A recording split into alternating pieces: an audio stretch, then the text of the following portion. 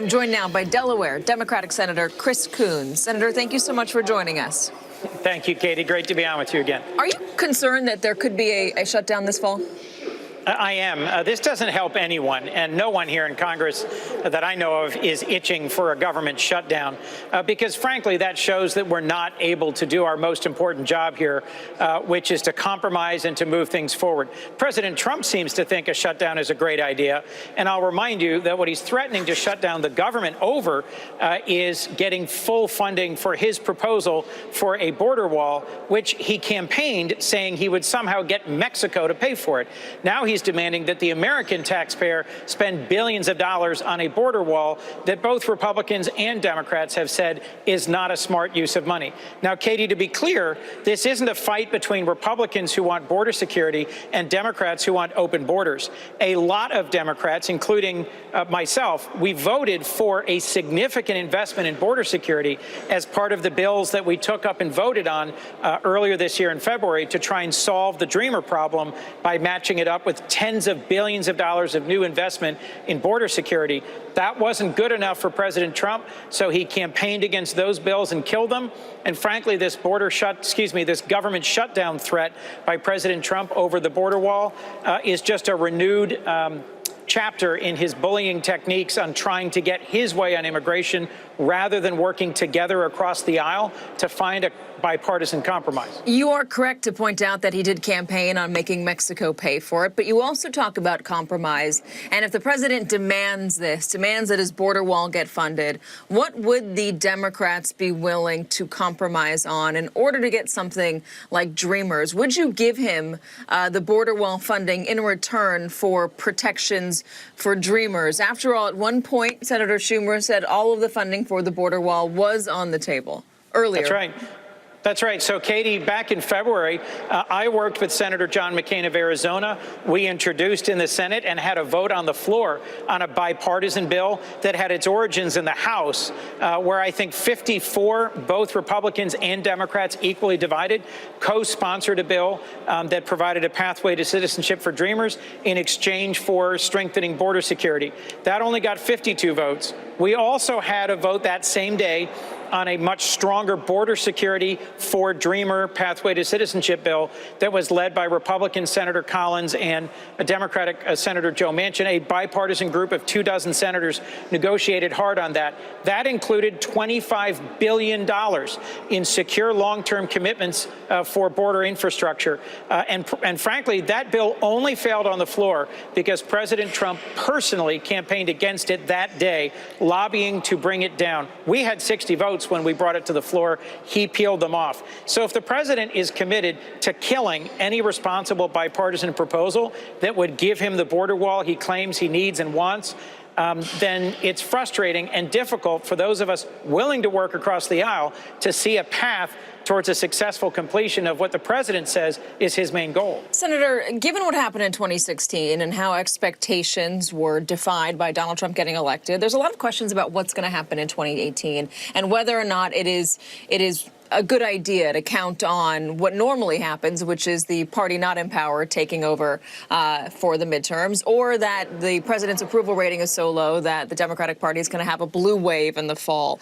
Are you concerned that a shutdown won't work to your benefit in the way that it has historically? We did a Survey Monkey poll back in January that talked about who voters would blame for a shutdown. And yes, given this is January and it's July right now, but the blame was split pretty equally between Democrats and between President Trump at 39% and 38% respectively. Are you concerned that that could hurt Democrats in the midterms? Look, Katie, first to your first point there, I don't think we can take anything for granted. I don't think we can take for granted that polling that shows that Democratic-based voters are more enthusiastic and that we are likely to take back the House.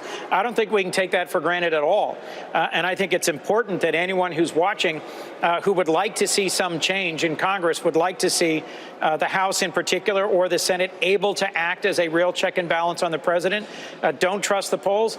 Get engaged, get out there and work for the outcome you want in this fall's elections. But on the specific issue of who would bear the blame for a shutdown, I agree. It's very tough to predict how the average American would read this. I do think because it's President Trump who is calling for the shutdown and who would likely cause a shutdown, that he would end up bearing most of the responsibility. But given this unpredictable nature of the last 18 months here in Washington, I think it's hard to predict exactly what would happen. One quick question on the Russia investigation. Michael Cohen is, according to sources that have spoken to NBC News, now alleging that Don Jr. told Donald Trump about the Trump Tower meeting before it happened. He testified in front of the Judiciary Committee that he did not know, the president did not know in advance of the meeting. Do you want to see Don Jr. come back?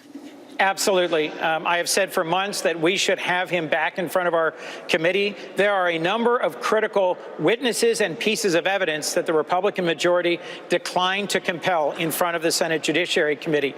We know that there was a blocked cell phone call just before and just after that Trump Tower meeting, yet the majority would not issue a subpoena so that we could see who that call was to.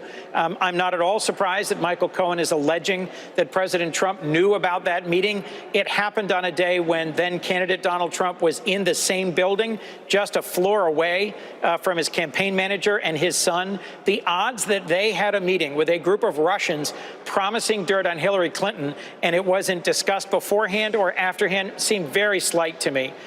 If true, this would be a bombshell, because this is the moment where Russia's organized and widespread campaign to try and interfere in our 2016 election meets up with a Trump campaign team that was eager to receive their help.